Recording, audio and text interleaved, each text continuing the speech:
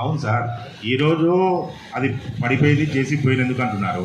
అదే అక్కడ ఒక 20 మంది 30 మంది లేబర్ పెట్టి తీసింటే ఒక 10,000 అయిపోయేదానికి ఇప్పుడు మళ్ళీ టెండర్ పిలిచి దాన్ని లక్షలు 2 లక్షలు ఖర్చు పెట్టేసి దాన్ని ఏ విధంగా అనుకుంటున్నారు?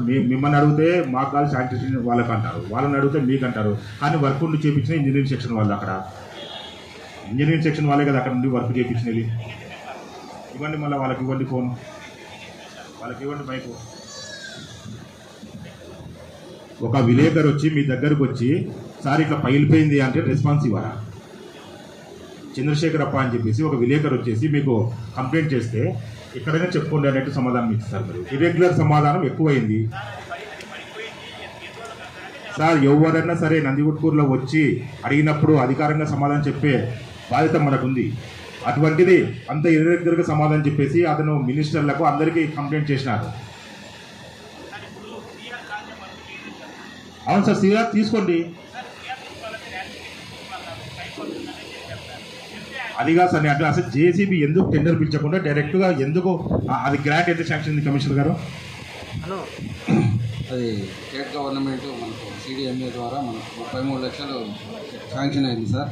అందులో 23 లక్షలు మళ్ళీ తిరిగి డిపాజిట్ వెనక్కి పంపమని చెప్పారు. అందులో 12 లక్షలు మాత్రమే మున్సిపాలిటీకి వాడుకోవడం చేసుకోండి అని చెప్పారు. ఆ 12 లక్షలకు కూడా మీరు టెండర్ల ద్వారా పిలిచి తీసుకోండి అన్నారు. కానీ అక్కడ ఉన్న పరిస్థితులను అనుగుణంగా మాట్లాడి చేసుకోమన్నారు. ఆ పరిస్థితుల్లో నేను 20 రోజులు లీవ్ మీద వెళ్ళడం జరిగింది. తాత్కాలికంగా ఉన్న కమిషనర్ గారు మన DE గారు డిస్కస్ చేసి అప్పటికే నేను వచ్చేటప్పటికే ట్రాక్టర్లను ఎంగేజ్ చేసి పూడికలు తీస్తూ ఉన్నారు. కాబట్టి దాన్ని నేను కొనసాగించడం అయింది సార్. రూల్ పొజిషన్ ప్రకారమే జరిగింది కదా? రూల్ పొజిషన్ ప్రకారం మీ ప్రకారం అంటే రూల్ ప్రకారం మామూలు టెండర్ పిలిచాను. ఇప్పుడు 12 లక్షలు దానికి అకౌంట్స్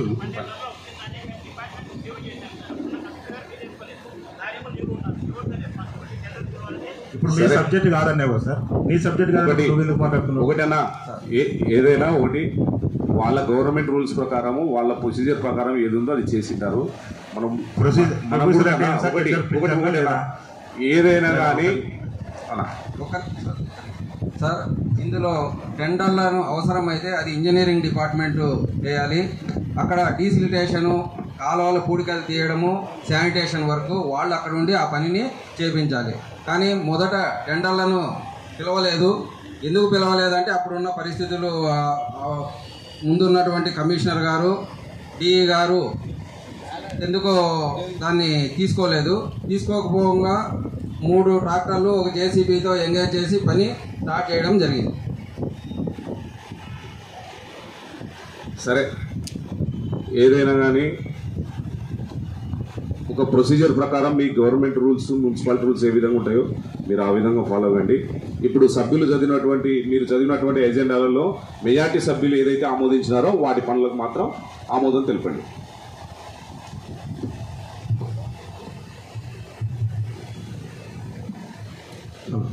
సార్, మనం కౌన్సిల్ ముందు పెట్టినటువంటి ఈ 13 సబ్జెక్టుల్లో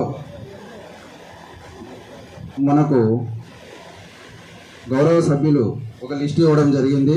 ఇందులో ఉన్న సభ్యులను మేము మెజారిటీతో యాక్సెప్ట్ చేస్తున్నామని సమర్పించడం జరిగింది. కావున దయవుంచి ఇప్పుడు సభ ముందు అందరూ కూడా మీరు మాకు ఇచ్చినటువంటి లిస్టులో మెజారిటీ సభ్యులు ఆమోదం ఉంటే దయవుంచి చేతులు ఎత్తవలసిందిగా మేము కోరుతున్నాం.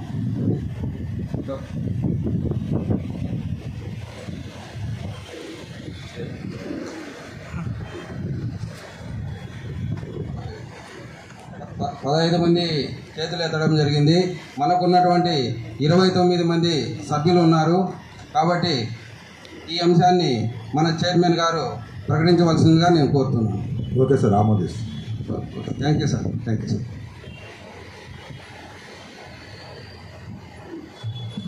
సార్, చైర్మన్ గారు మాట్లాడుతున్నారు. అలాగే హౌసింగ్ వాళ్ళు వచ్చారు. ఎమ్మెల్యే గారు, మనకు ఈ నందిగుట్కూరులో వచ్చేసి దాదాపుగా 2613 అప్లికేషన్స్ వచ్చినాయి ఇంతకుముందు. దాంట్లో దాదాపుగా 2413 అప్లికేషన్స్ ఇచ్చాము. తర్వాత ఫేజ్ 2 ఫేజ్ 3లో 1895 అప్లికేషన్ రావడం జరిగింది. దానికి కావాల్సిన భూసేకరణ మనకు లేదు. దీన్ని ఒకసారి మన గౌరవ కలెక్టర్ దృష్టికి తీసుకెళ్ళి మన నందికొట్కూరు పట్టణంలో అప్లై చేసుకునే వాళ్ళు హౌసింగ్ వాళ్ళకు స్థలము ప్లస్ అట్నే హౌసింగ్ అని మంజూరు చేయవలసిందిగా కోరుతున్నాను. అలాగే సార్ మనకు దాదాపుగా ఒక 400 చిల్లర అప్లికేషన్స్ వాళ్ళ సొంత స్థలం ఉండి ఇల్లు నిర్మించుకోనిక ఆర్థికంగా బాగాలేక వాళ్ళుగా అప్లై చేసుకున్నారు. గత ప్రభుత్వంలో ఒక జగనన్న కాలనీలోనే అక్కడికక్కడనే ఇచ్చే వాళ్ళ హౌసింగ్. అలా కాకుండా ఇప్పుడు నూతనంగా నారా చంద్రబాబు నాయుడు నాయకత్వంలో మన రాష్ట్ర అభివృద్ధి దశలో భాగంగా ప్రతి ఒక్కరికి ఎక్కడైనా సరే ఇంటి స్థలం ఉంటే అక్కడ ఇల్లు నిర్మించుకోవడానికి అవకాశం కల్పించవలసిందిగా కోరుతున్నాము. దీన్ని హౌసింగ్ మినిస్టర్ దగ్గరికి తీసుకెళ్లి ఈ నందికొట్కూరు కావాల్సిన స్థలం కానీ హౌసెస్ కానీ మంజూరు చేయవలసిందిగా కోరుతున్నాం సార్. మీరు చెప్పింది 100% వాస్తవం చైర్మన్ గారు. ఎందుకంటే గడిచిన 5 సంవత్సరాలలో బిల్డింగ్స్ జగనన్న కాలనీలు ఎక్కడో ఇచ్చారు. అది ఎంతవరకు ఇంప్లిమెంటేషన్స్ ఉన్నాయో లేవో, కానీ మన టౌన్ అయితే రిక్వైర్మెంట్ అయితే హెవీగా పెరిగిపోతుంది. కాబట్టి మీరు చెప్పినటువంటి అంశాలన్నింటినీ కూడా ప్రభుత్వం దృష్టికి తీసుకెళ్లి సంబంధిత అధికారులతో మాట్లాడి ఆ సమస్య పరిష్కారం చేసే విధంగా చర్యలు తీసుకుంటారని చెప్పి తెలియజేస్తారు. ఆర్డబ్ల్యూఎస్ ఎవరు వచ్చారు సార్ కమిషనర్ గారు, మీకు ఇచ్చిన అజెండా కాపీలో సీరియల్ నెంబర్ 10లో వచ్చేసి నెంబర్ 1 అది దాంట్లో టైప్ మిస్టేక్ వల్ల అది దాంట్లో పడలేదు సార్. అది సీరియల్ నెంబర్ 10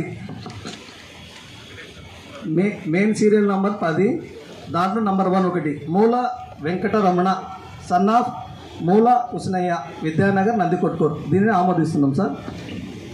లాయర్ చేతులు ఎత్తేస్తున్నాం సార్.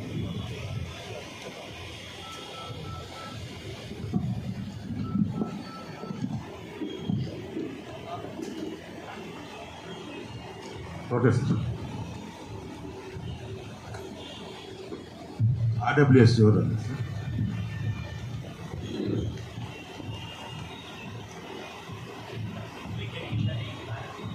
సార్? మనమైతే ఇంటిమేషన్ పంపించాం సార్, వాళ్ళు గైర్హాజరు అవ్వడం జరిగింది. Okay sir. ఎమ్మెల్యే గారికి ఇది వాళ్ళు కౌన్సిల్కి పోయినారా లేకపోతే వాళ్ళ సొంత పనులు చెప్పినారా ఒకసారి ఎక్స్ప్లెనేషన్ అడగండి. ఎందుకంటే జనరల్ బాడీ మీటింగ్ అప్పుడు అందరు రావాలా, లేదా సంబంధిత వాళ్ళన మీకు కమిషనర్ కన్నా ఇన్ఫర్మేషన్ ఇవ్వాలా. అవు మేము కౌన్సిలింగ్ ఒకవేళ ట్రాన్స్ఫర్ జరుగుతుంటే కౌన్సిలింగ్ పోయినాం, లేక అమరావతి పోయినారా లేకపోతే విజయవాడ, ఎటువంటిది ఏదైనా ఉన్నా ఒకసారి మీరు వాళ్ళు రానట్లుంటే ఎక్స్ప్లెనేషన్ అడగండి.